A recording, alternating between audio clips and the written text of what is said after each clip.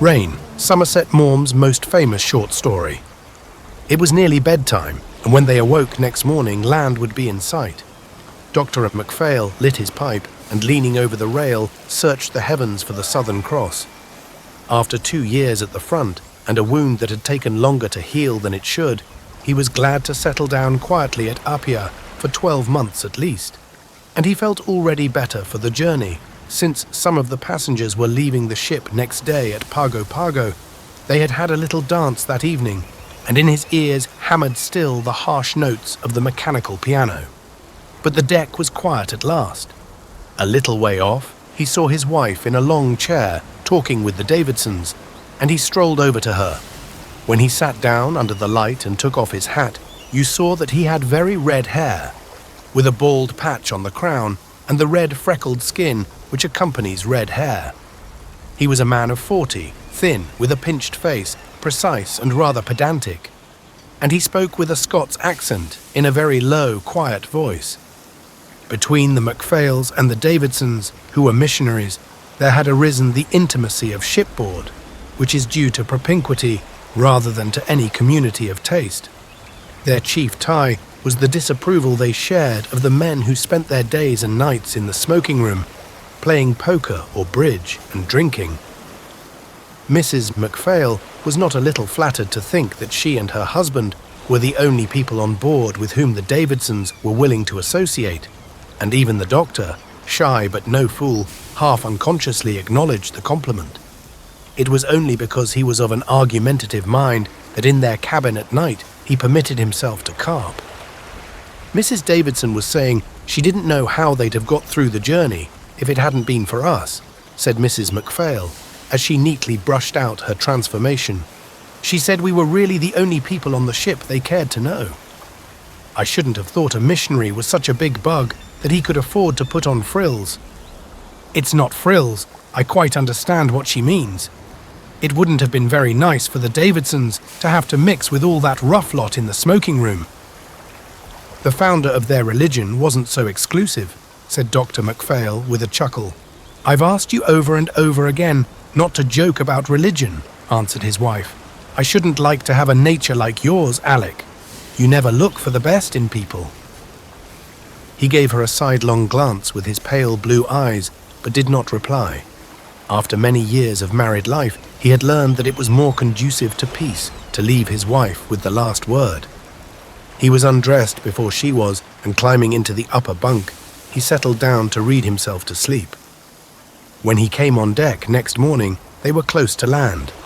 He looked at it with greedy eyes. There was a thin strip of silver beach, rising quickly to hills covered to the top with luxuriant vegetation. The coconut trees, thick and green, came nearly to the water's edge, and among them you saw the grass houses of the salmons, and here and there, gleaming white, a little church. Mrs. Davidson came and stood beside him. She was dressed in black and wore round her neck a gold chain, from which dangled a small cross. She was a little woman with brown, dull hair very elaborately arranged, and she had prominent blue eyes behind invisible pince-nez. Her face was long, like a sheep's, but she gave no impression of foolishness, rather of extreme alertness. She had the quick movements of a bird. The most remarkable thing about her was her voice, high, metallic, and without inflection. It fell on the ear with a hard monotony, irritating to the nerves like the pitiless clamour of the pneumatic drill. This must seem like home to you, said Dr. MacPhail, with his thin, difficult smile. Ours are low islands, you know, not like these. Coral. These are volcanic.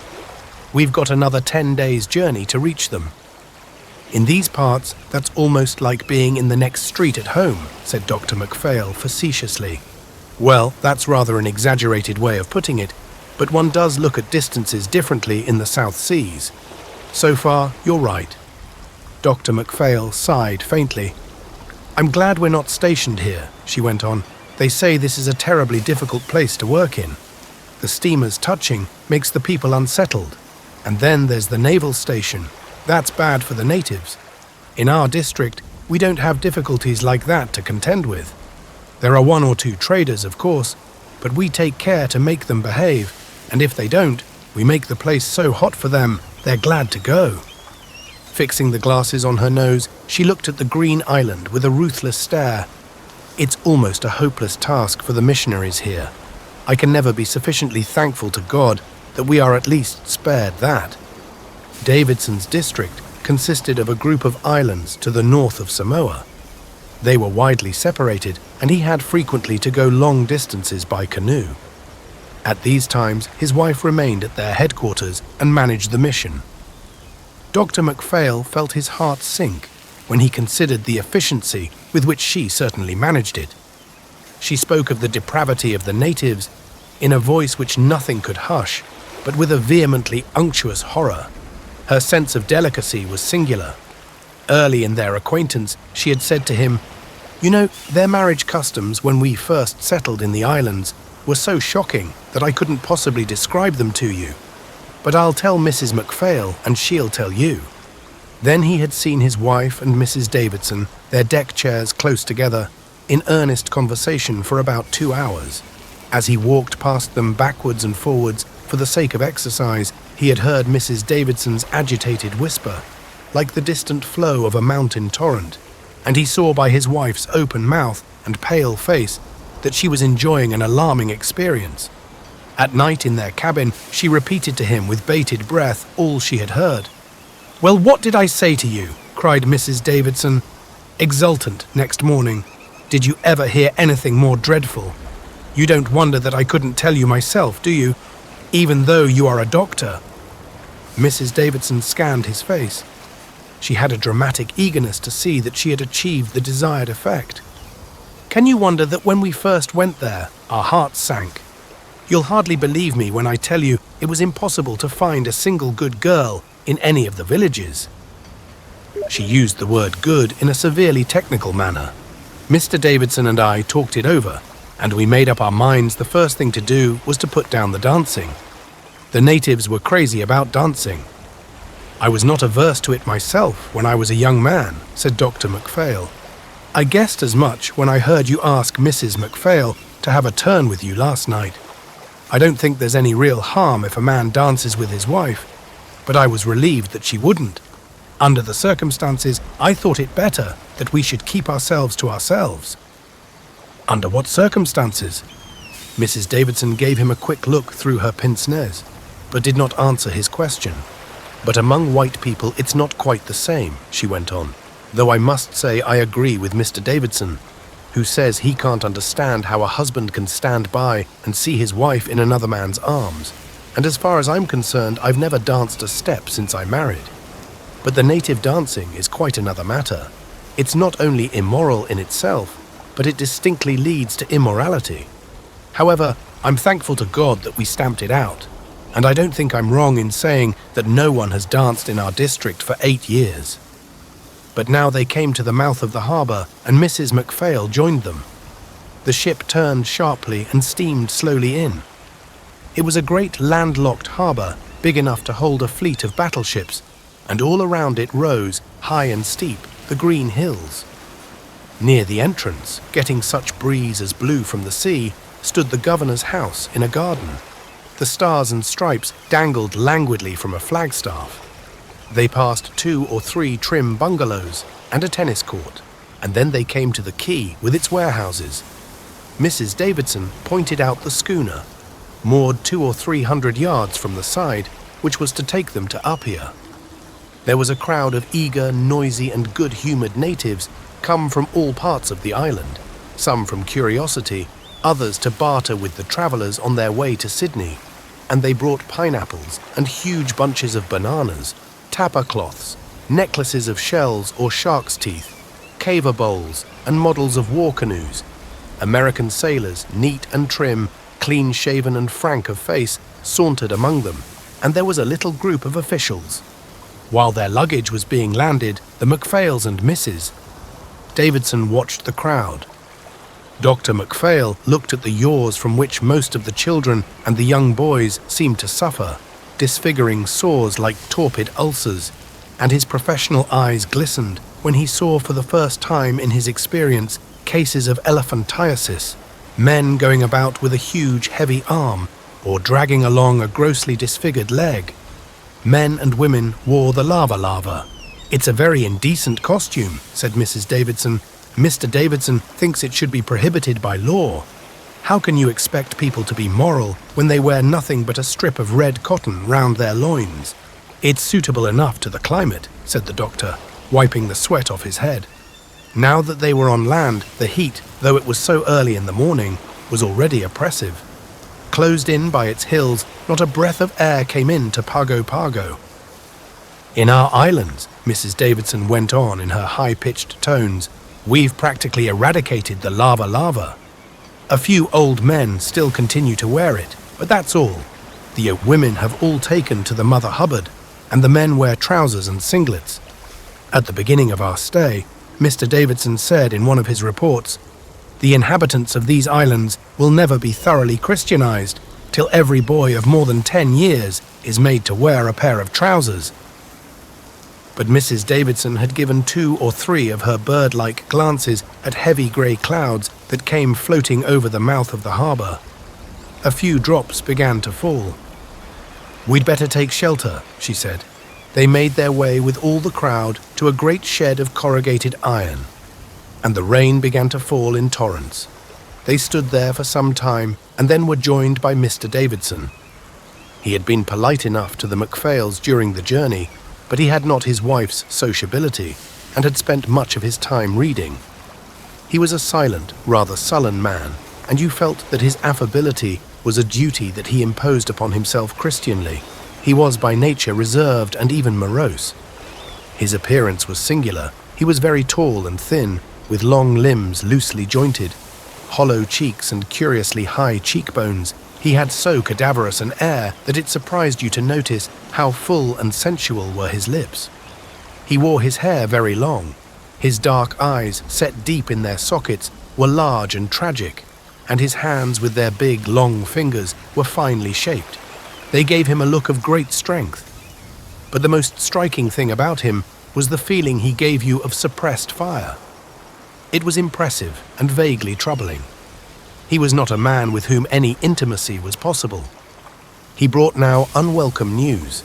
There was an epidemic of measles, a serious and often fatal disease among the Kanakas on the island, and a case had developed among the crew of the schooner which was to take them on their journey. The sick man had been brought ashore and put in hospital on the quarantine station, but telegraphic instructions had been sent from Apia to say that the schooner would not be allowed to enter the harbour till it was certain no other member of the crew was affected. "It means we shall have to stay here for 10 days at least." "But I'm urgently needed at Apia," said Dr. MacPhail. "That can't be helped. If no more cases develop on board, the schooner will be allowed to sail with white passengers, but all native traffic is prohibited for 3 months." "Is there a hotel here?" asked Mrs. MacPhail. Davidson gave a low chuckle. "There's not." "What shall we do then?" "I've been talking to the governor.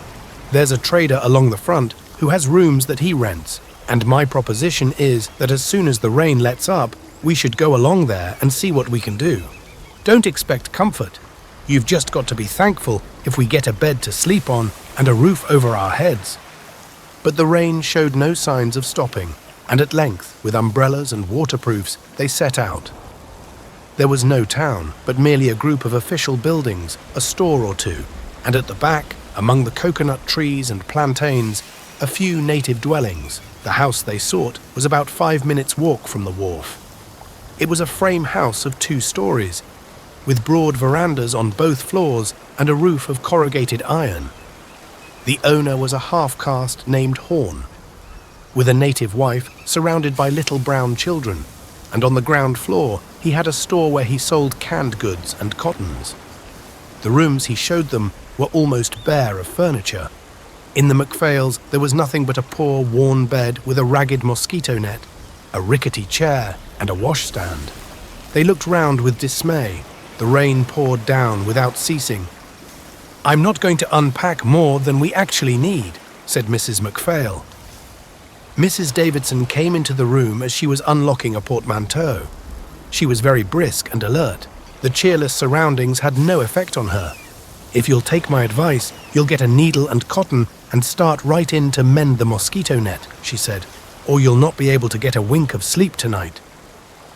"Will they be very bad?" asked Dr. MacPhail. "This is the season for them. When you're asked to a party at Government House at Apia, you'll notice that all the ladies are given a pillow slip to put their lower extremities in." "I wish the rain would stop for a moment," said Mrs. MacPhail. "I could try to make the place comfortable with more heart if the sun were shining." "Oh, if you wait for that, you'll wait a long time. Pago Pago is about the rainiest place in the Pacific. You see, the hills and that bay, they attract the water, and one expects rain at this time of year anyway." She looked from MacPhail to his wife, standing helplessly in different parts of the room, like lost souls, and she pursed her lips. She saw that she must take them in hand. Feckless people like that made her impatient, but her hands itched to put everything in the order which came so naturally to her. "Here, you give me a needle and cotton, and I'll mend that net of yours, while you go on with your unpacking. Dinner's at 1. Dr. MacPhail, you'd better go down to the wharf and see that your heavy luggage has been put in a dry place. You know what these natives are. They're quite capable of storing it where the rain will beat in on it all the time." The doctor put on his waterproof again and went downstairs. At the door, Mr. Horn was standing in conversation with the quartermaster of the ship they had just arrived in, and a second-class passenger whom Dr. MacPhail had seen several times on board. The quartermaster, a little shriveled man, extremely dirty, nodded to him as he passed. "This is a bad job about the measles, Doc," he said. "I see you fixed yourself up already." Dr. MacPhail thought he was rather familiar, but he was a timid man, and he did not take offence easily. "Yes, we've got a room upstairs. Miss Thompson was sailing with you to Apia, so I've brought her along here." The quartermaster pointed with his thumb to the woman standing by his side. She was 27 perhaps, plump, and in a coarse fashion pretty. She wore a white dress and a large white hat. Her fat calves in white cotton stockings bulged over the tops of long white boots in glass kid. She gave MacPhail an ingratiating smile. "The fella's trying to soak me $1.50 a day for the meanest-sized room," she said in a hoarse voice. "I tell you, she's a friend of mine, Joe," said the quartermaster. "She can't pay more than $1, and you've sure got to take her for that." The trader was fat and smooth and quietly smiling. "Well, if you put it like that, Mr. Swan, I'll see what I can do about it. I'll talk to Mrs. Horn, and if we think we can make a reduction, we will." "Don't try to pull that stuff with me," said Miss Thompson. "We'll settle this right now. You get $1 a day for the room, and not one bean more." Dr. MacPhail smiled. He admired the effrontery with which she bargained. He was the sort of man who always paid what he was asked. He preferred to be overcharged than to haggle. The trader sighed. "Well, to oblige Mr. Swan, I'll take it." "That's the goods," said Miss Thompson. "Come right in and have a shot of hooch. I've got some real good rye in that grip, if you'll bring it along, Mr. Swan. You come along too, Doctor." "Oh, I don't think I will, thank you," he answered. "I'm just going down to see that our luggage is all right." He stepped out into the rain. It swept in from the opening of the harbour in sheets, and the opposite shore was all blurred. He passed 2 or 3 natives, clad in nothing but the lava, with huge umbrellas over them. They walked finely, with leisurely movements, very upright, and they smiled and greeted him in a strange tongue as they went by. It was nearly dinner time when he got back, and their meal was laid in the trader's parlour. It was a room designed not to live in, but for purposes of prestige, and it had a musty, melancholy air. A suite of stamped plush was arranged neatly round the walls, and from the middle of the ceiling, protected from the flies by yellow tissue paper, hung a gilt chandelier. Davidson did not come. "I know he went to call on the governor," said Mrs. Davidson, "and I guess he's kept him to dinner." A little native girl brought them a dish of hamburger steak, and after a while the trader came up to see that they had everything they wanted. "I see we have a fellow lodger, Mr. Horn," said Dr. MacPhail. "She's taken a room, that's all," answered the trader. "She's getting her own board." He looked at the two ladies with an obsequious air. "I put her downstairs so she shouldn't be in the way. She won't be any trouble to you." "Is it someone who was on the boat?" asked Mrs. MacPhail. "Yes, ma'am. She was in the second cabin. She was going to Apia. She has a position as cashier waiting for her." "Oh." When the trader was gone, MacPhail said, "I shouldn't think she'd find it exactly cheerful having her meals in her room." "If she was in the second cabin, I guess she'd rather," answered Mrs. Davidson. "I don't exactly know who it can be." "I happened to be there when the quartermaster brought her along. Her name's Thompson." "It's not the woman who was dancing with the quartermaster last night?" asked Mrs. Davidson. "That's who it must be," said Mrs. MacPhail. "I wondered at the time what she was. She looked rather fast to me." "Not good style at all," said Mrs. Davidson. They began to talk of other things, and after dinner, tired with their early rise, they separated and slept. When they awoke, though the sky was still grey and the clouds hung low, it was not raining, and they went for a walk on the high road, which the Americans had built along the bay. On their return, they found that Davidson had just come in. "We may be here for a fortnight," he said irritably. "I've argued it out with the governor, but he says there is nothing to be done." "Mr. Davidson's just longing to get back to his work," said his wife, with an anxious glance at him. "We've been away for a year," he said, walking up and down the veranda. "The mission has been in charge of native missionaries, and I'm terribly nervous that they've let things slide. They're good men. I'm not saying a word against them. God-fearing, devout, and truly Christian men. Their Christianity would put many so-called Christians at home to the blush. But they're pitifully lacking in energy. They can make a stand once, they can make a stand twice, but they can't make a stand all the time. If you leave a mission in charge of a native missionary, no matter how trustworthy he seems, in course of time you'll find he's let abuses creep in." Mr. Davidson stood still, with his tall, spare form and his great eyes flashing out of his pale face. He was an impressive figure. His sincerity was obvious in the fire of his gestures and in his deep, ringing voice. "I expect to have my work cut out for me. I shall act, and I shall act promptly. If the tree is rotten, it shall be cut down and cast into the flames." And in the evening, after the high tea, which was their last meal, while they sat in the stiff parlour, the ladies working and Dr. MacPhail smoking his pipe, the missionary told them of his work in the islands. "When we went there, they had no sense of sin at all," he said. "They broke the commandments one after the other and never knew they were doing wrong. And I think that was the most difficult part of my work, to instill into the natives the sense of sin." The MacPhails knew already that Davidson had worked in the Solomons for 5 years before he met his wife. She had been a missionary in China, and they had become acquainted in Boston, where they were both spending part of their leave to attend a missionary congress. On their marriage, they had been appointed to the islands in which they had laboured ever since. In the course of all the conversations they had had with Mr. Davidson, one thing had shone out clearly, and that was the man's unflinching courage. He was a medical missionary, and he was liable to be called at any time to one or other of the islands in the group. Even the whaleboat is not so very safe a conveyance in the stormy Pacific of the wet season, but often he would be sent for in a canoe, and then the danger was great. In cases of illness or accident, he never hesitated. A dozen times he had spent the whole night bailing for his life, and more than once Mrs. Davidson had given him up for lost. "I'd beg him not to go sometimes," she said, "or at least to wait till the weather was more settled, but he'd never listen. He's obstinate, and when he's once made up his mind, nothing can move him." "How can I ask the natives to put their trust in the Lord if I am afraid to do so myself?" cried Davidson. "And I'm not. They know that if they send for me in their trouble, I'll come if it's humanly possible. And do you think the Lord is going to abandon me when I am on his business?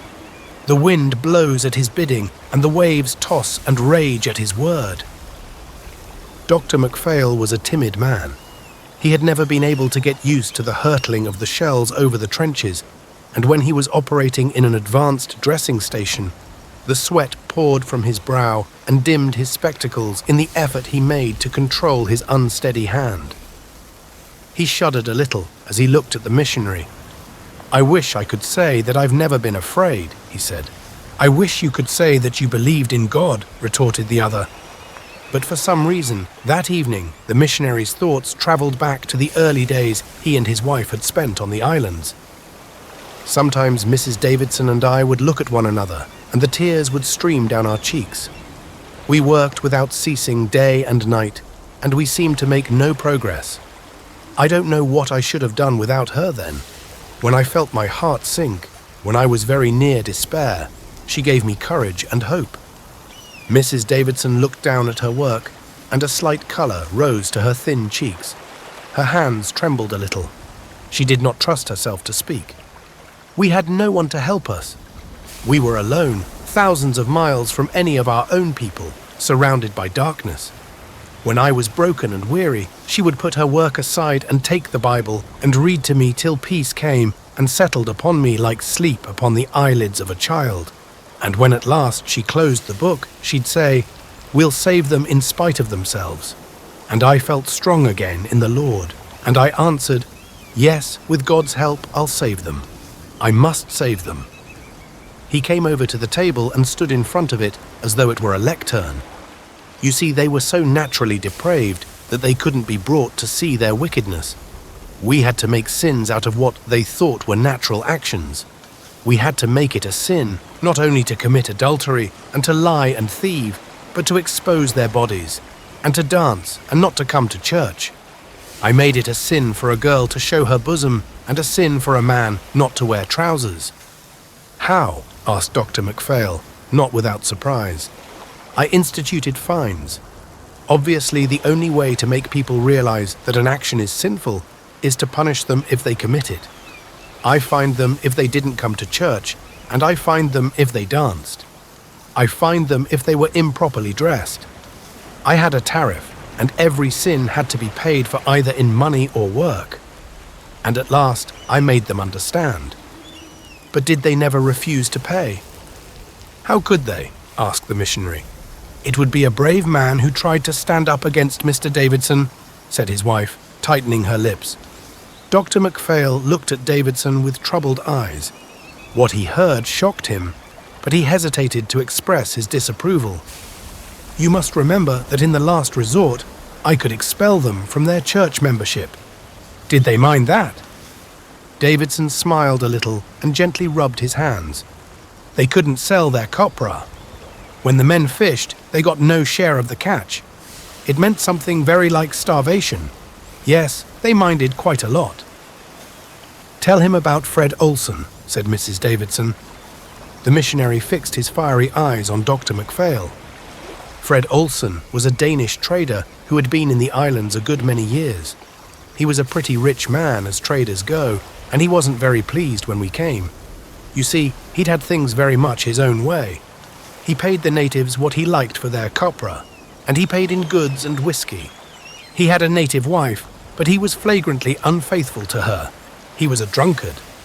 I gave him a chance to mend his ways, but he wouldn't take it. He laughed at me. Davidson's voice fell to a deep bass as he said the last words, and he was silent for a minute or two. The silence was heavy with menace. In 2 years, he was a ruined man. He'd lost everything he'd saved in a quarter of a century. I broke him, and at last he was forced to come to me like a beggar and beseech me to give him a passage back to Sydney. "I wish you could have seen him when he came to see Mr. Davidson," said the missionary's wife. "He had been a fine, powerful man with a lot of fat on him, and he had a great big voice. But now he was half the size, and he was shaking all over. He'd suddenly become an old man." With abstracted gaze, Davidson looked out into the night. The rain was falling again. Suddenly from below came a sound, and Davidson turned and looked questioningly at his wife. It was the sound of a gramophone, harsh and loud, wheezing out a syncopated tune. "What's that?" he asked. Mrs. Davidson fixed her pince-nez more firmly on her nose. "One of the second-class passengers has a room in the house. I guess it comes from there." They listened in silence, and presently they heard the sound of dancing. Then the music stopped, and they heard the popping of corks and voices raised in animated conversation. "I dare say she's giving a farewell party to her friends on board," said Dr. MacPhail. "The ship sails at 12, doesn't it?" Davidson made no remark, but he looked at his watch. "Are you ready?" he asked his wife. She got up and folded her work. "Yes, I guess I am," she answered. "It's early to go to bed yet, isn't it?" said the doctor. "We have a good deal of reading to do," explained Mrs. Davidson. "Wherever we are, we read a chapter of the Bible before retiring for the night, and we study it with the commentaries, you know, and discuss it thoroughly. It's a wonderful training for the mind." The two couples bade one another good night. Dr. and Mrs. MacPhail were left alone. For 2 or 3 minutes they did not speak. "I think I'll go and fetch the cards," the doctor said at last. Mrs. MacPhail looked at him doubtfully. Her conversation with the Davidsons had left her a little uneasy, but she did not like to say that she thought they had better not play cards when the Davidsons might come in at any moment. Dr. MacPhail brought them, and she watched him, though with a vague sense of guilt, while he laid out his patience. Below, the sound of revelry continued. It was fine enough next day, and the MacPhails, condemned to spend a fortnight of idleness at Pago Pago, set about making the best of things. They went down to the quay and got out of their boxes a number of books. The doctor called on the chief surgeon of the naval hospital and went round the beds with him. They left cards on the governor. They passed Miss Thompson on the road. The doctor took off his hat, and she gave him a "Good morning, Doc," in a loud, cheerful voice. She was dressed as on the day before, in a white frock, and her shiny white boots with their high heels, her fat legs bulging over the tops of them, were strange things on that exotic scene.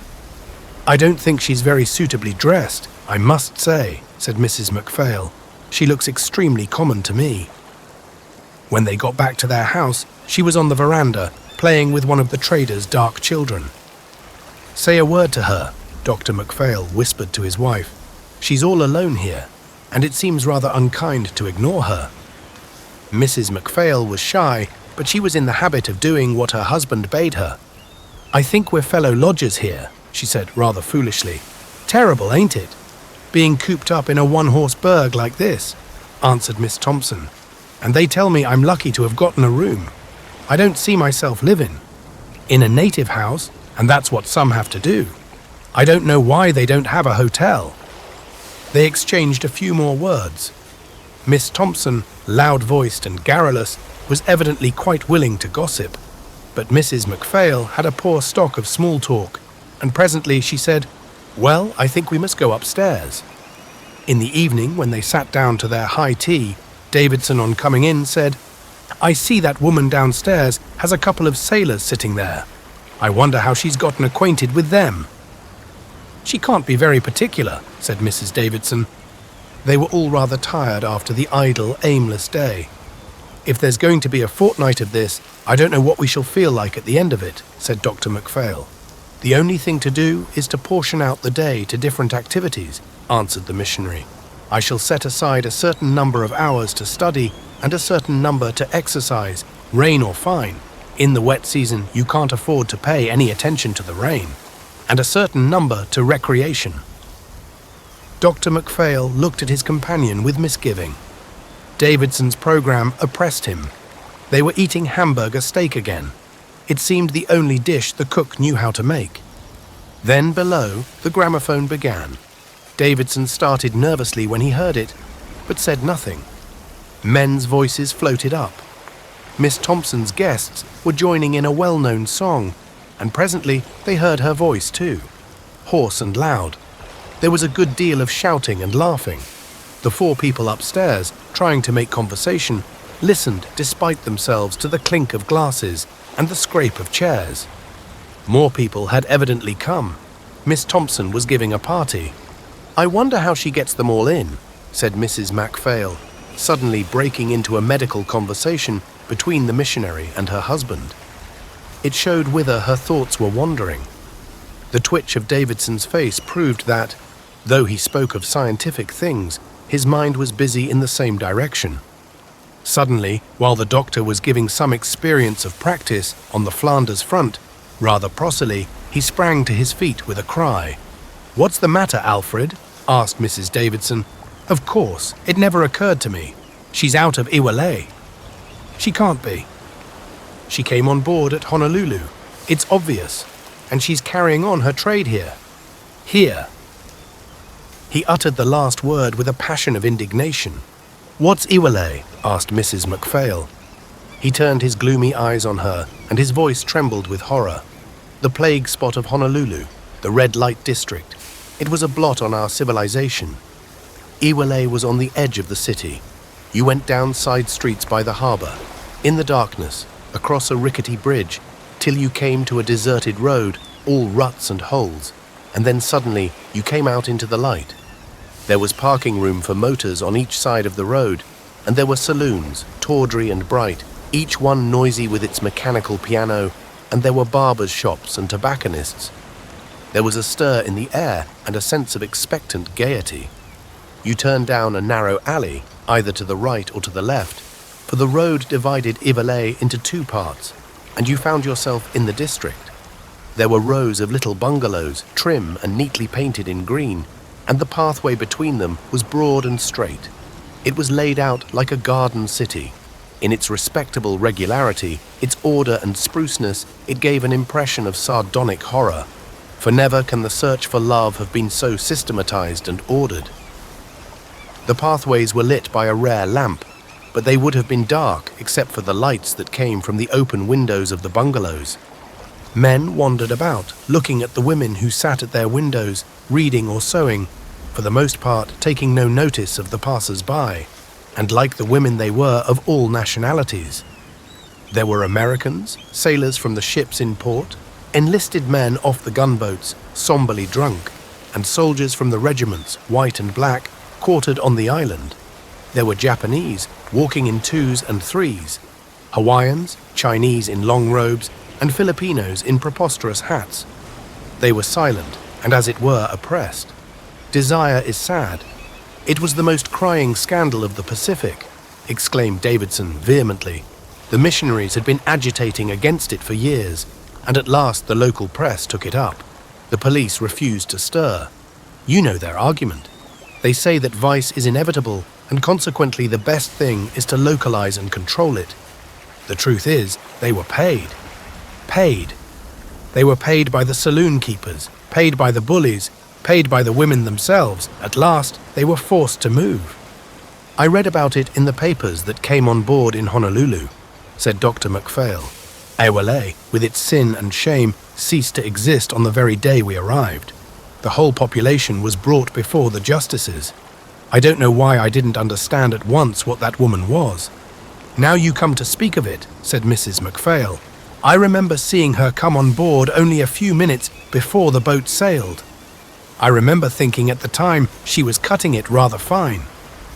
"How dare she come here?" cried Davidson indignantly. "I'm not going to allow it." He strode towards the door. "What are you going to do?" asked MacPhail. "What do you expect me to do? I'm going to stop it. I'm not going to have this house turned into... He sought for a word that should not offend the lady's ears. His eyes were flashing, and his pale face was paler still in his emotion. "It sounds as though there were 3 or 4 men down there," said the doctor. "Don't you think it's rather rash to go in just now?" The missionary gave him a contemptuous look, and without a word flung out of the room. "You know Mr. Davidson very little if you think the fear of personal danger can stop him in the performance of his duty," said his wife. She sat with her hands nervously clasped, a spot of colour on her high cheekbones, listening to what was about to happen below. They all listened. They heard him clatter down the wooden stairs and throw open the door. The singing stopped suddenly, but the gramophone continued to bray out its vulgar tune. They heard Davidson's voice, and then the noise of something heavy falling. The music stopped. He had hurled the gramophone on the floor. Then again, they heard Davidson's voice. They could not make out the words. Then Miss Thompson's, loud and shrill. Then a confused clamour, as though several people were shouting together at the top of their lungs.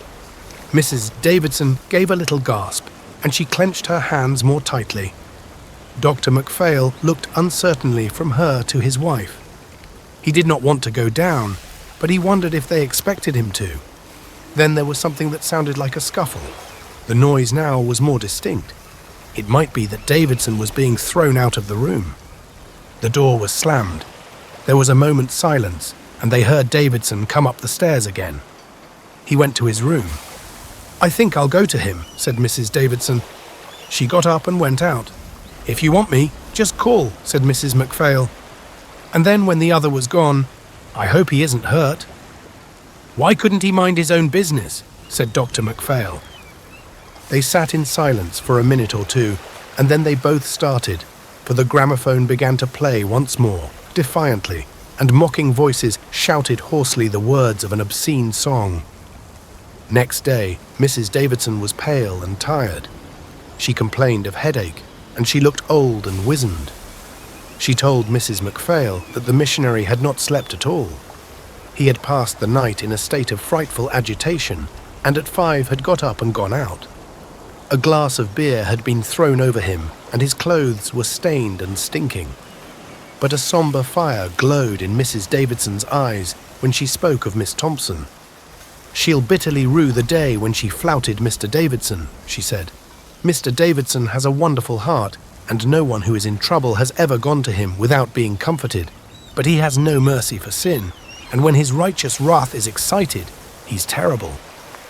"Why? What will he do?" asked Mrs. MacPhail. "I don't know, but I wouldn't stand in that creature's shoes for anything in the world." Mrs. MacPhail shuddered. There was something positively alarming in the triumphant assurance of the little woman's manner. They were going out together that morning, and they went down the stairs side by side. Miss Thompson's door was open, and they saw her in a bedraggled dressing gown, cooking something in a chafing dish. "Good morning," she called. "Is Mr. Davidson better this morning?" They passed her in silence, with their noses in the air, as if she did not exist.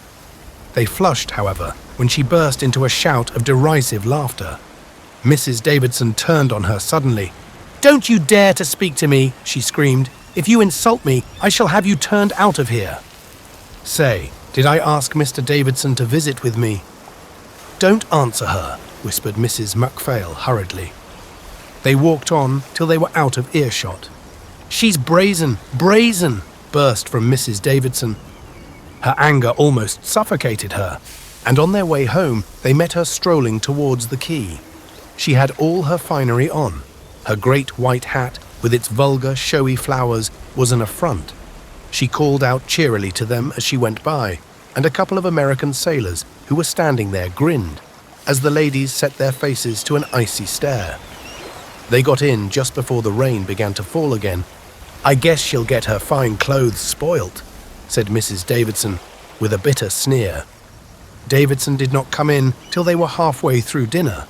He was wet through, but he would not change. He sat morose and silent, refusing to eat more than a mouthful, and he stared at the slanting rain. When Mrs. Davidson told him of their 2 encounters with Miss Thompson, he did not answer. His deepening frown alone showed that he had heard. "Don't you think we ought to make Mr. Horn turn her out of here?" asked Mrs. Davidson. "We can't allow her to insult us." "There doesn't seem to be any other place for her to go," said MacPhail. "She can live with one of the natives. In weather like this, a native hut must be a rather uncomfortable place to live in." "I lived in one for years," said the missionary. When the little native girl brought in the fried bananas, which formed the sweet they had every day, Davidson turned to her. "Ask Miss Thompson when it would be convenient for me to see her," he said. The girl nodded shyly and went out. "What do you want to see her for, Alfred?" asked his wife. "It's my duty to see her. I won't act till I've given her every chance." "You don't know what she is. She'll insult you. Let her insult me. Let her spit on me. She has an immortal soul, and I must do all that is in my power to save it." Mrs. Davidson's ears rang still with the harlot's mocking laughter. "She's gone too far for the mercy of God."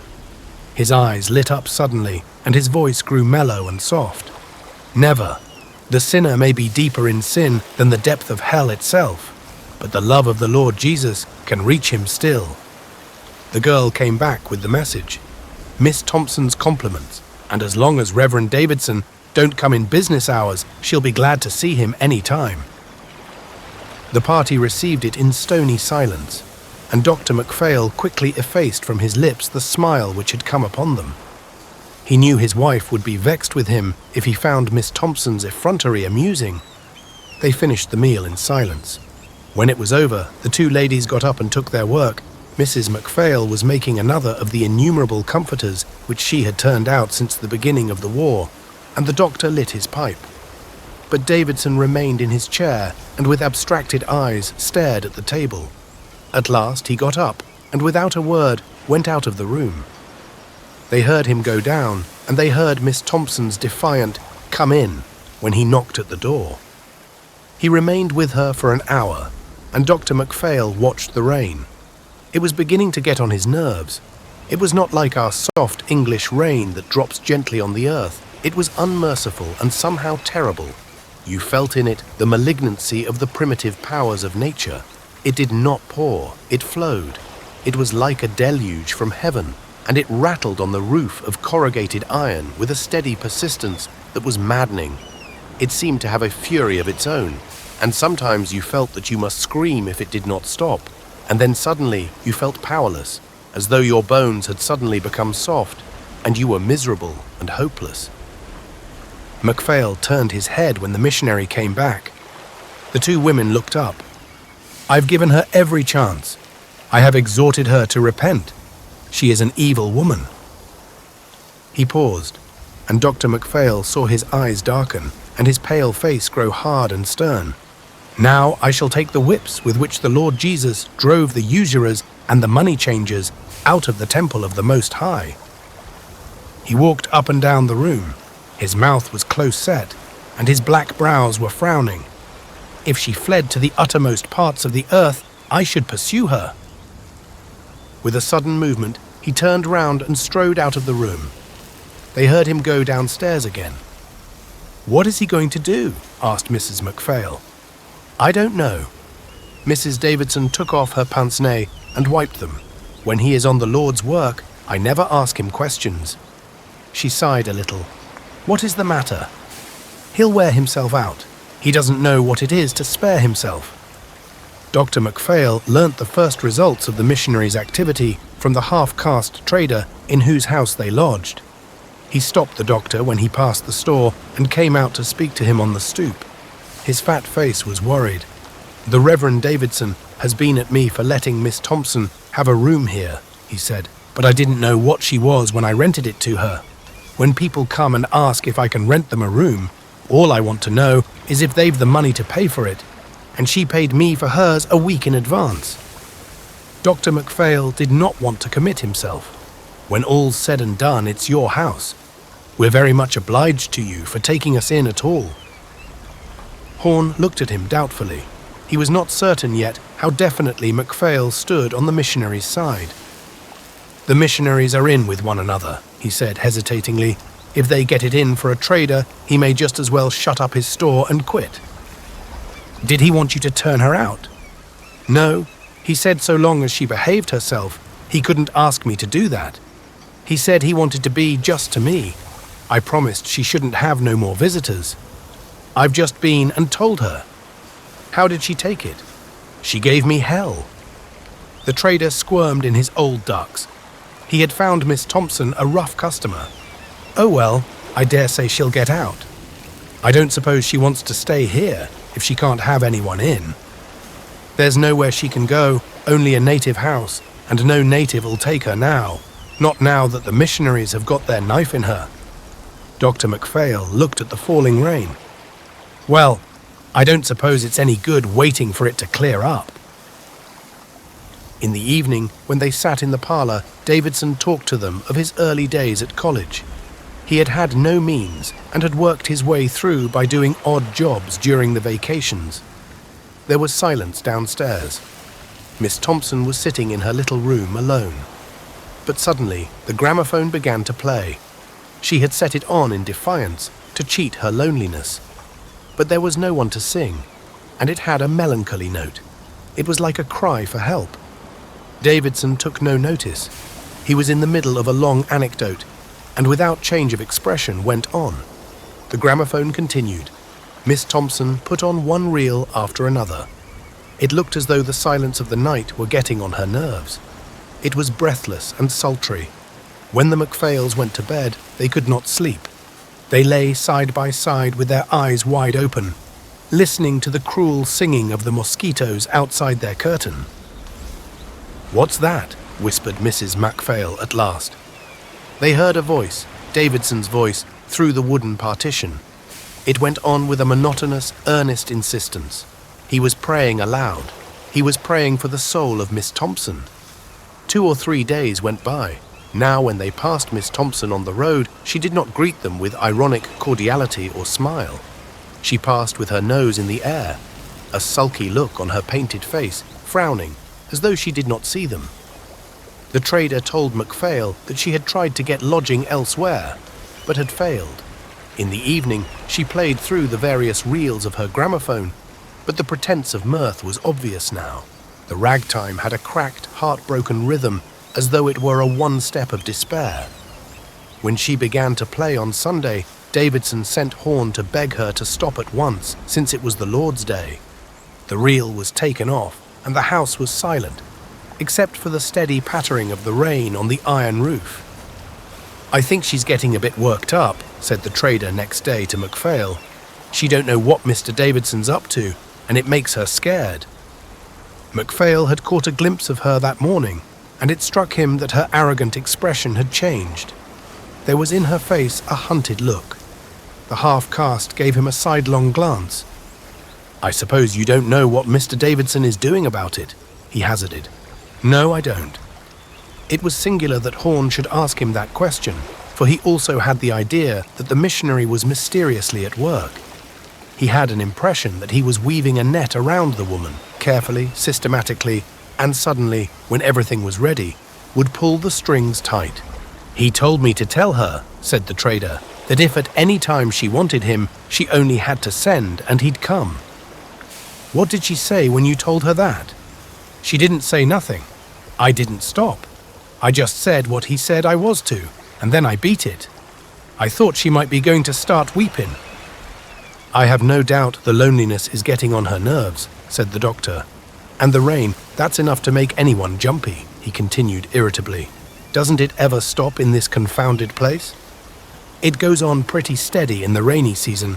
We have 300 inches in the year. You see, it's the shape of the bay. It seems to attract the rain from all over the Pacific." "Damn the shape of the bay," said the doctor. He scratched his mosquito bites. He felt very short-tempered. When the rain stopped and the sun shone, it was like a hothouse, seething, humid, sultry, breathless, and you had a strange feeling that everything was growing with a savage violence. The natives, blithe and childlike by reputation, seemed then, with their tattooing and their dyed hair, to have something sinister in their appearance, and when they pattered along at your heels with their naked feet, you looked back instinctively. You felt they might at any moment come behind you swiftly and thrust a long knife between your shoulder blades. You could not tell what dark thoughts lurked behind their wide-set eyes. They had a little the look of ancient Egyptians painted on a temple wall, and there was about them the terror of what is immeasurably old. The missionary came and went. He was busy, but the MacPhails did not know what he was doing. Horn told the doctor that he saw the governor every day, and once Davidson mentioned him. "He looks as if he had plenty of determination," he said, "but when you come down to brass tacks, he has no backbone." "I suppose that means he won't do exactly what you want," suggested the doctor facetiously. The missionary did not smile. "I want him to do what's right. It shouldn't be necessary to persuade a man to do that. But there may be differences of opinion about what is right. If a man had a gangrenous foot, would you have patience with anyone who hesitated to amputate it? Gangrene is a matter of fact. And evil?" What Davidson had done soon appeared. The four of them had just finished their midday meal, and they had not yet separated for the siesta which the heat imposed on the ladies and on the doctor. Davidson had little patience with the slothful habit. The door was suddenly flung open and Miss Thompson came in. She looked round the room, and then went up to Davidson. "You low-down skunk! What have you been saying about me to the governor?" She was spluttering with rage. There was a moment's pause. Then the missionary drew forward a chair. "Won't you be seated, Miss Thompson? I've been hoping to have another talk with you. You poor low-life bastard." She burst into a torrent of insult, foul and insolent. Davidson kept his grave eyes on her. "I'm indifferent to the abuse you think fit to heap on me, Miss Thompson," he said, "but I must beg you to remember that ladies are present." Tears by now were struggling with her anger. Her face was red and swollen, as though she were choking. "What has happened?" asked Dr. MacPhail. "A fella's just been in here, and he says I gotta beat it on the next boat." Was there a gleam in the missionary's eyes? His face remained impassive. "You could hardly expect the governor to let you stay here under the circumstances." "You done it!" she shrieked. "You can't kid me! You done it!"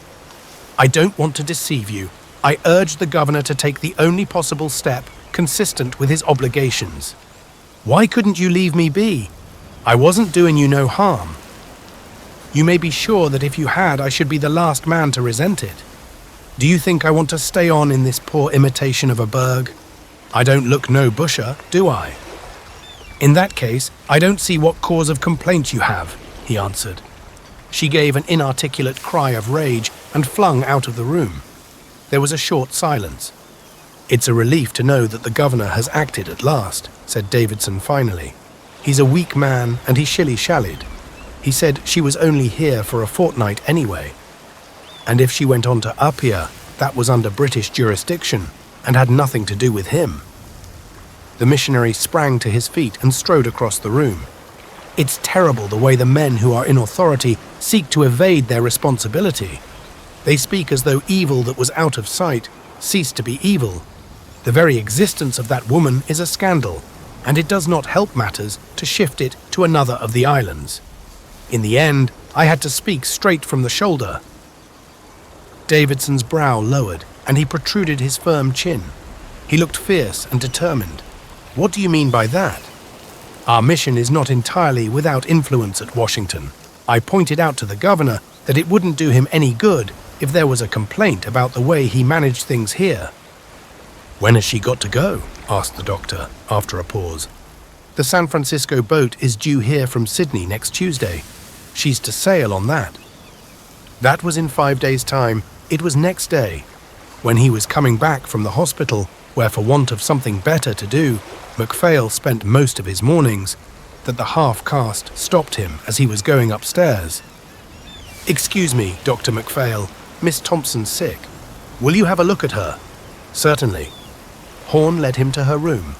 She was sitting in a chair idly, neither reading nor sewing, staring in front of her. She wore her white dress and the large hat with the flowers on it.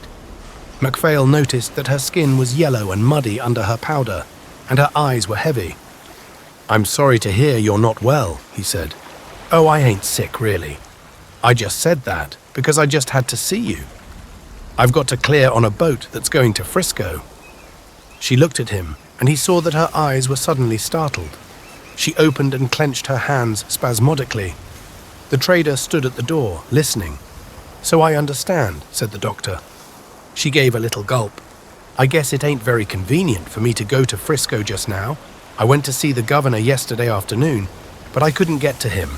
I saw the secretary, and he told me I'd got to take that boat, and that was all there was to it. I just had to see the governor, so I waited outside his house this morning, and when he come out, I spoke to him. He didn't want to speak to me, I'll say, but I wouldn't let him shake me off. And at last he said he hadn't no objection to my staying here till the next boat to Sydney, if the Reverend Davidson will stand for it." She stopped and looked at Dr. MacPhail anxiously. "I don't know exactly what I can do," he said. "Well, I thought maybe you wouldn't mind asking him. I swear to God I won't start anything here if he'll just only let me stay. I won't go out of the house if that'll suit him. It's no more in a fortnight." "I'll ask him." "He won't stand for it," said Horn. "He'll have you out on Tuesday, so you may as well make up your mind to it. Tell him I can get work in Sydney. Straight stuff, I mean. Tain't asking very much. I'll do what I can. And come and tell me right away, will you?" I can't set down to a thing till I get the dope one way or the other." It was not an errand that much pleased the doctor, and characteristically perhaps, he went about it indirectly. He told his wife what Miss Thompson had said to him and asked her to speak to Mrs. Davidson. The missionary's attitude seemed rather arbitrary, and it could do no harm if the girl were allowed to stay in Pago Pago another fortnight. But he was not prepared for the result of his diplomacy. The missionary came to him straightway. "Mrs. Davidson tells me that Thompson has been speaking to you." Dr. MacPhail, thus directly tackled, had the shy man's resentment at being forced out into the open. He felt his temper rising, and he flushed. "I don't see that it can make any difference if she goes to Sydney rather than to San Francisco, and so long as she promises to behave while she's here, it's dashed hard to persecute her." The missionary fixed him with his stern eyes. "Why is she unwilling to go back to San Francisco?" "I didn't inquire," answered the doctor with some asperity, "and I think one does better to mind one's own business." Perhaps it was not a very tactful answer. "The governor has ordered her to be deported by the first boat that leaves the island. He's only done his duty, and I will not interfere.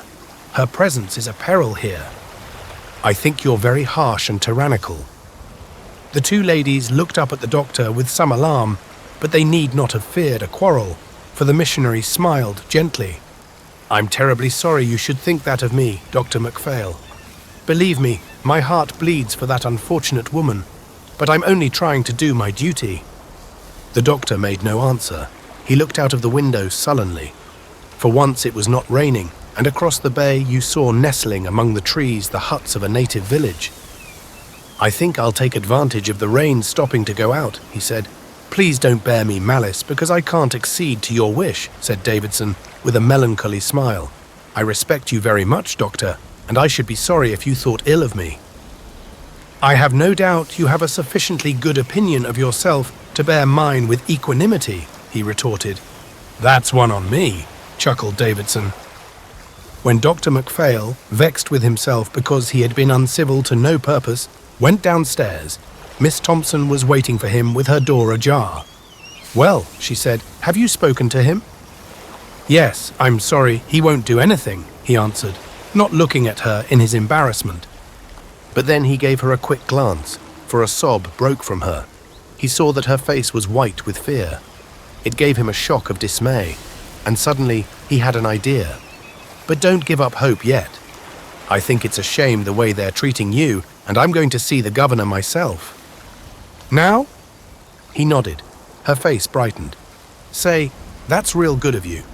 I'm sure he'll let me stay if you speak for me. I just won't do a thing I didn't ought all the time I'm here." Dr. MacPhail hardly knew why he had made up his mind to appeal to the governor. He was perfectly indifferent to Miss Thompson's affairs, but the missionary had irritated him, and with him temper was a smouldering thing. He found the governor at home. He was a large, handsome man, a sailor, with a grey toothbrush moustache, and he wore a spotless uniform of white drill. "I've come to see you about a woman who's lodging in the same house as we are," he said. "Her name's Thompson." "I guess I've heard nearly enough about her." "Dr. MacPhail," said the governor, smiling. "I've given her the order to get out next Tuesday, and that's all I can do. I wanted to ask you if you couldn't stretch a point and let her stay here till the boat comes in from San Francisco, so that she can go to Sydney. I will guarantee her good behavior." The governor continued to smile, but his eyes grew small and serious.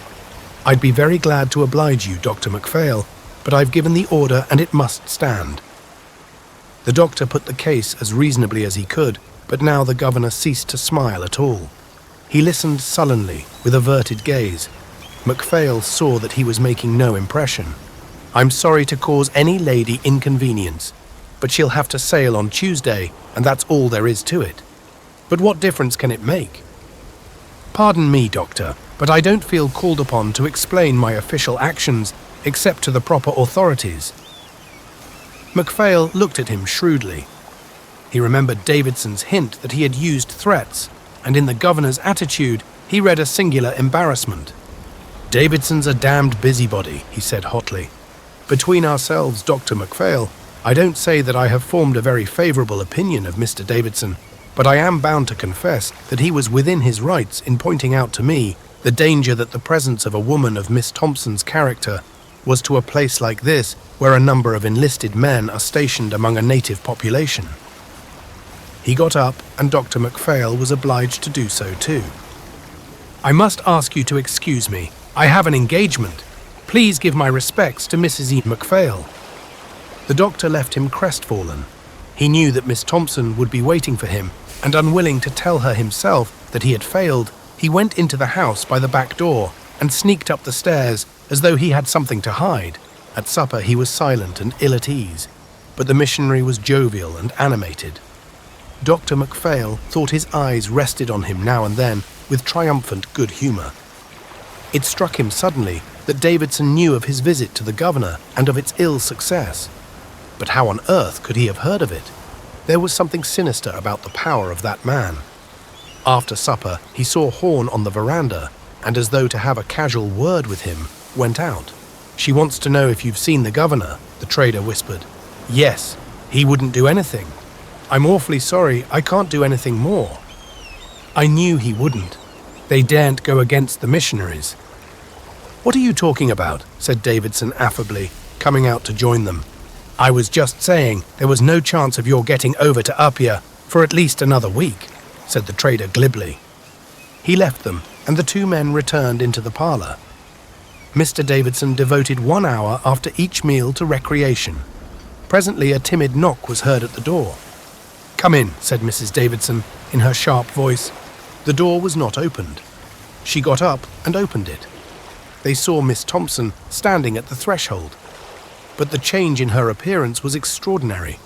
This was no longer the flaunting hussy who had jeered at them in the road, but a broken, frightened woman. Her hair, as a rule so elaborately arranged, was tumbling untidily over her neck. She wore bedroom slippers and a skirt and blouse. They were unfresh and bedraggled. She stood at the door with the tears streaming down her face and did not dare to enter.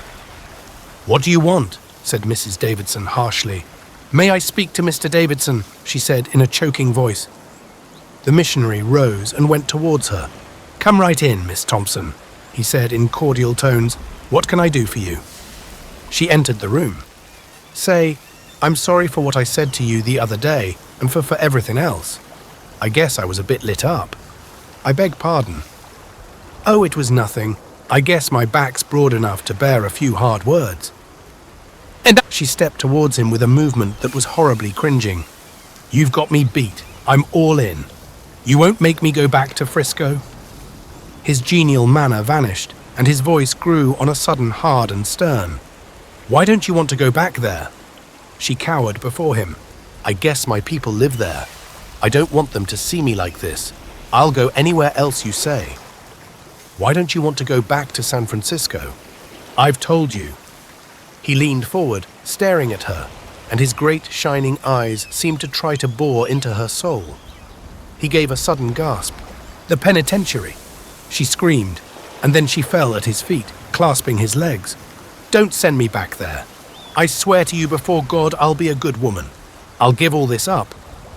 She burst into a torrent of confused supplication, and the tears coursed down her painted cheeks. He leaned over her and, lifting her face, forced her to look at him. "Is that it? The penitentiary?" "I beat it before they could get me," she gasped. "If the bulls grab me, it's 3 years for mine."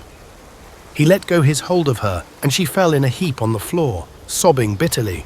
Dr. MacPhail stood up. "This alters the whole thing," he said. "You can't make her go back when you know this. Give her another chance. She wants to turn over a new leaf." "I'm going to give her the finest chance she's ever had. If she repents, let her accept her punishment." She misunderstood the words and looked up. There was a gleam of hope in her heavy eyes. "You'll let me go?" "No. You shall sail for San Francisco on Tuesday." She gave a groan of horror and then burst into low, hoarse shrieks which sounded hardly human, and she beat her head passionately on the ground. Dr. MacPhail sprang to her and lifted her up. "Come on, you mustn't do that. You'd better go to your room and lie down. I'll get you something." He raised her to her feet and, partly dragging her, partly carrying her, got her downstairs. He was furious with Mrs. Davidson and with his wife because they made no effort to help. The half-caste was standing on the landing, and with his assistance, he managed to get her on the bed. She was moaning and crying. She was almost insensible. He gave her a hypodermic injection. He was hot and exhausted when he went upstairs again. "I've got her to lie down."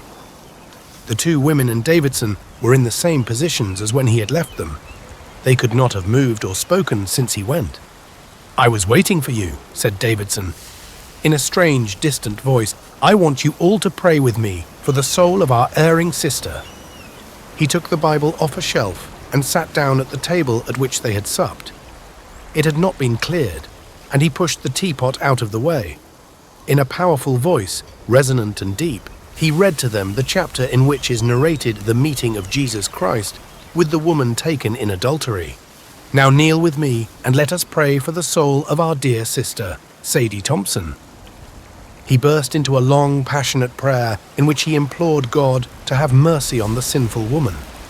Mrs. MacPhail and Mrs. Davidson knelt with covered eyes. The doctor, taken by surprise, awkward and sheepish, knelt too. The missionary's prayer had a savage eloquence. He was extraordinarily moved, and as he spoke, the tears ran down his cheeks. Outside, the pitiless rain fell steadily, with a fierce malignity that was all too human. At last he stopped. He paused for a moment and said, "We will now repeat the Lord's Prayer." They said it, and then following him, they rose from their knees. Mrs. Davidson's face was pale and restful. She was comforted and at peace, but the MacPhails felt suddenly bashful. They did not know which way to look. "I'll just go down and see how she is now," said Dr. MacPhail. When he knocked at her door, it was opened for him by Horn. Miss Thompson was in a rocking chair, sobbing quietly. "What are you doing there?" exclaimed MacPhail. "I told you to lie down." "I can't lie down. I want to see Mr. Davidson." "My poor child, what do you think is the good of it? You'll never move him. He said he'd come if I sent for him." MacPhail motioned to the trader. "Go and fetch him." He waited with her in silence while the trader went upstairs. Davidson came in. "Excuse me for asking you to come here," she said, looking at him somberly. "I was expecting you to send for me. I knew the Lord would answer my prayer." They stared at one another for a moment, and then she looked away. She kept her eyes averted when she spoke. "I've been a bad woman. I want to repent." "Thank God. Thank God. He has heard our prayers." He turned to the two men. "Leave me alone with her. Tell Mrs. Davidson that our prayers have been answered." They went out and closed the door behind them. "Gee whiz," said the trader. That night Dr. MacPhail could not get to sleep till late, and when he heard the missionary come upstairs, he looked at his watch. It was 2:00, but even then he did not go to bed at once, for through the wooden partition that separated their rooms, he heard him praying aloud, till he himself, exhausted, fell asleep. When he saw him next morning, he was surprised at his appearance. He was paler than ever, tired, but his eyes shone with inhuman fire. It looked as though he were filled with an overwhelming joy. "I want you to go down presently and see Sadie," he said. "I can't hope that her body is better, but her soul is transformed." The doctor was feeling wan and nervous. "You were with her very late last night," he said. "Yes, she couldn't bear to have me leave her." "You look as pleased as Punch," the doctor said irritably. Davidson's eyes shone with ecstasy. "A great mercy has been vouchsafed me. Last night I was privileged to bring a lost soul to the loving arms of Jesus." Miss Thompson was again in the rocking chair. The bed had not been made. The room was in disorder. She had not troubled to dress herself, but wore a dirty dressing gown, and her hair was tied in a sluttish knot. She had given her face a dab with a wet towel, but it was all swollen and creased with crying. She looked a drab. She raised her eyes dully when the doctor came in. She was cowed and broken. "Where's Mr. Davidson?" she asked. "He'll come presently if you want him," answered MacPhail acidly. "I came here to see how you were." "Oh, I guess I'm okay. You needn't worry about that. Have you had anything to eat? Horn brought me some coffee." She looked anxiously at the door. "Do you think he'll come down soon? I feel as if it wasn't so terrible when he's with me." "Are you still going on Tuesday?" "Yes, he says I've got to go. Please tell him to come right along. You can't do me any good. He's the only one as can help me now." "Very well," said Dr. MacPhail. During the next 3 days, the missionary spent almost all his time with Sadie Thompson. He joined the others only to have his meals. Dr. MacPhail noticed that he hardly ate. "He's wearing himself out," said Mrs. Davidson pitifully. "He'll have a breakdown if he doesn't take care, but he won't spare himself." She herself was white and pale. She told Mrs. MacPhail that she had no sleep. When the missionary came upstairs from Miss Thompson, he prayed till he was exhausted, but even then he did not sleep for long. After an hour or two, he got up and dressed himself and went for a tramp along the bay. He had strange dreams. "This morning he told me that he'd been dreaming about the mountains of Nebraska," said Mrs. Davidson. "That's curious," said Dr. MacPhail. He remembered seeing them from the windows of the train when he crossed America. They were like huge molehills, rounded and smooth, and they rose from the plain abruptly. Dr. MacPhail remembered how it struck him that they were like a woman's breasts. Davidson's restlessness was intolerable even to himself, but he was buoyed up by a wonderful exhilaration. He was tearing out by the roots the last vestiges of sin that lurked in the hidden corners of that poor woman's heart. He read with her and prayed with her. "It's wonderful," he said to them one day at supper. "It's a true rebirth. Her soul, which was black as night, is now pure and white, like the new fallen snow. I am humble and afraid. Her remorse for all her sins is beautiful. I am not worthy to touch the hem of her garment." "Have you the heart to send her back to San Francisco?" said the doctor. 3 years in an American prison. I should have thought you might have saved her from that." "Ah, but don't you see? It's necessary. Do you think my heart doesn't bleed for her? I love her as I love my wife and my sister. All the time that she is in prison, I shall suffer all the pain that she suffers." "Bunkum," cried the doctor impatiently, "you don't understand because you're blind. She's sinned, and she must suffer. I know what she'll endure. She'll be starved and tortured and humiliated. I want her to accept the punishment of man as a sacrifice to God. I want her to accept it joyfully. She has an opportunity which is offered to very few of us. God is very good and very merciful." Davidson's voice trembled with excitement. He could hardly articulate the words that tumbled passionately from his lips. "All day I pray with her, and when I leave her I pray again. I pray with all my might and main, so that Jesus may grant her this great mercy. I want to put in her heart the passionate desire to be punished, so that at the end, even if I offered to let her go, she would refuse. I want her to feel that the bitter punishment of prison is the thank offering that she places at the feet of our blessed Lord, who gave his life for her." The days passed slowly. The whole household, latent on the wretched, tortured woman downstairs, lived in a state of unnatural excitement. She was like a victim that was being prepared for the savage rites of a bloody idolatry. Her terror numbed her. She could not bear to let Davidson out of her sight. It was only when he was with her that she had courage, and she hung upon him with a slavish dependence. She cried a great deal, and she read the Bible and prayed. Sometimes she was exhausted and apathetic.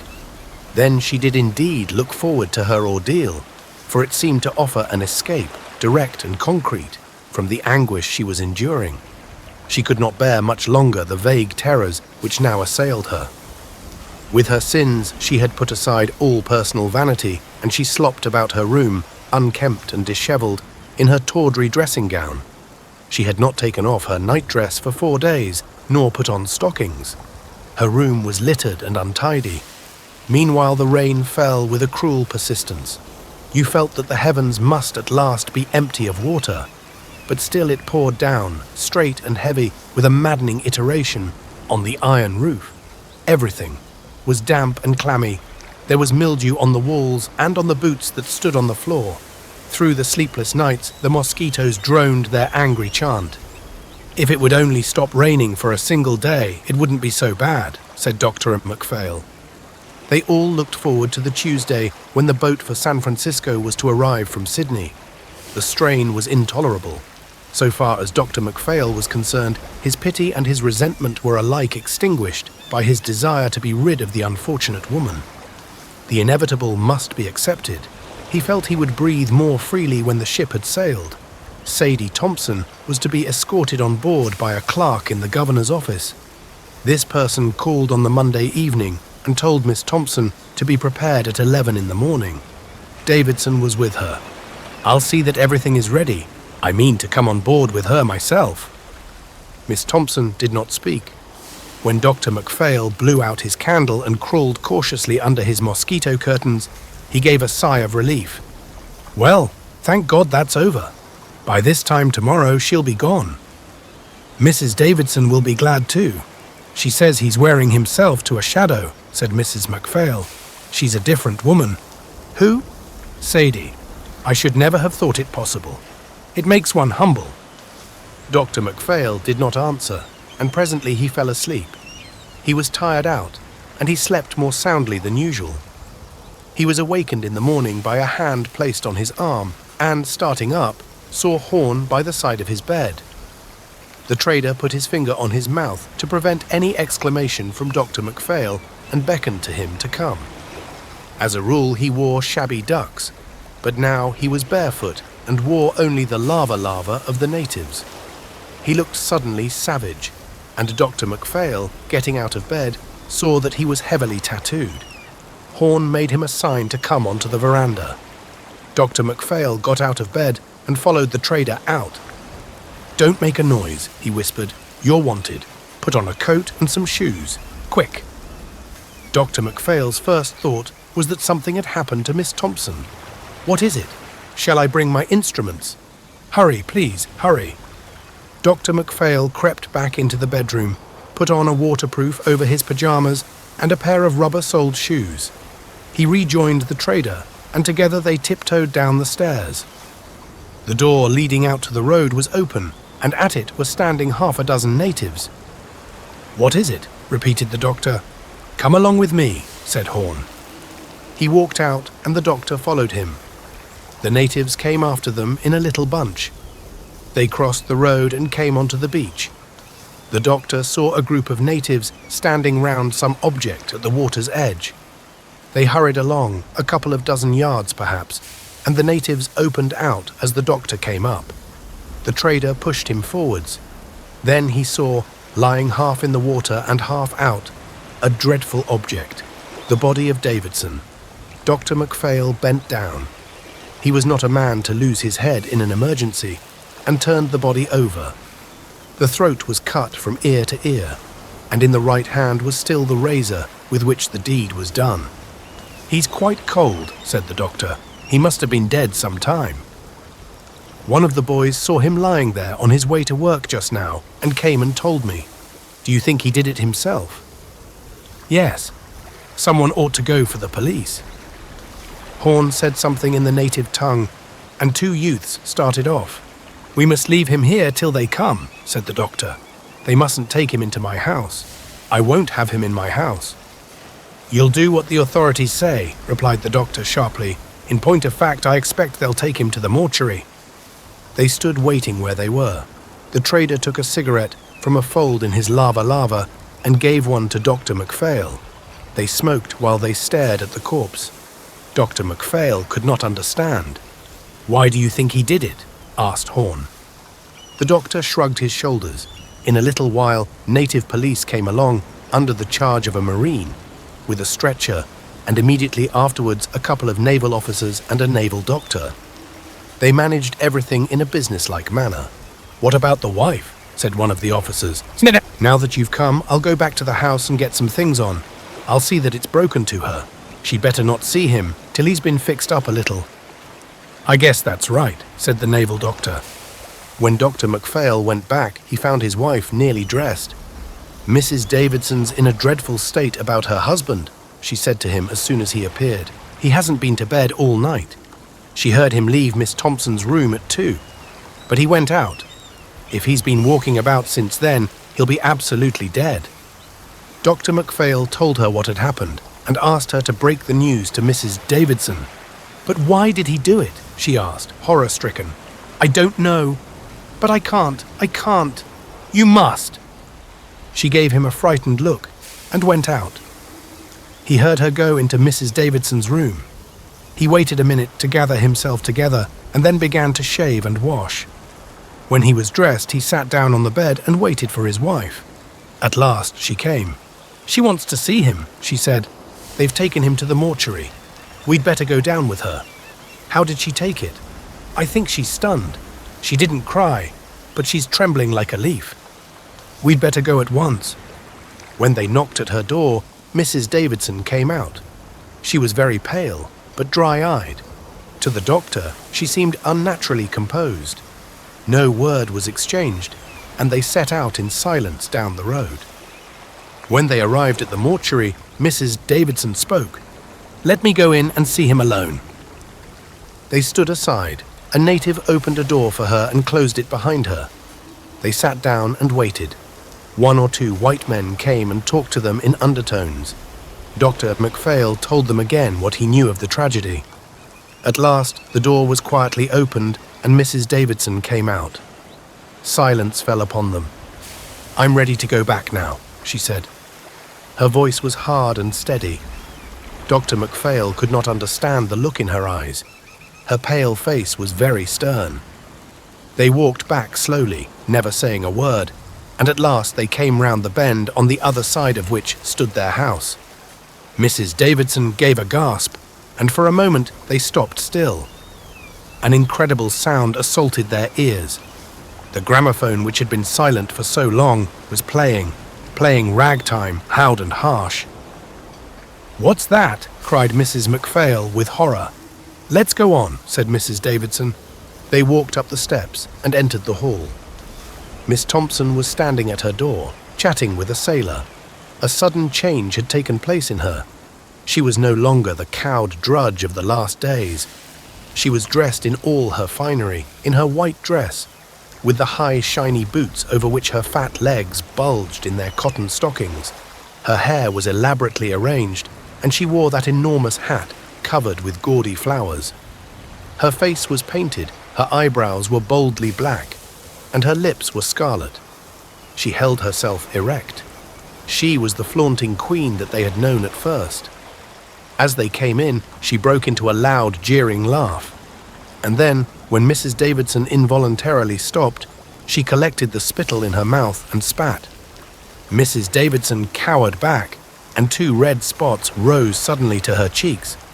Then, covering her face with her hands, she broke away and ran quickly up the stairs. Dr. MacPhail was outraged. He pushed past the woman into her room. "What the devil are you doing?" he cried. "Stop that damned machine." He went up to it and tore the record off. She turned on him. "Say, Doc, you can that stuff with me. What the hell are you doing in my room?" "What do you mean?" he cried. "What do you mean?" She gathered herself together. No one could describe the scorn of her expression or the contemptuous hatred she put into her answer. "You men, you filthy, dirty pigs. You're all the same, all of you. Pigs, pigs." Dr. MacPhail gasped. He understood.